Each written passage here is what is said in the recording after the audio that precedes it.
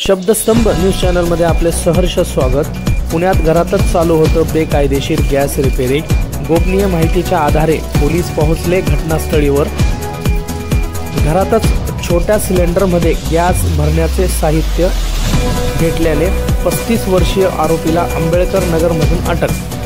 पाहत रहा शब्दस्तंभ न्यूज।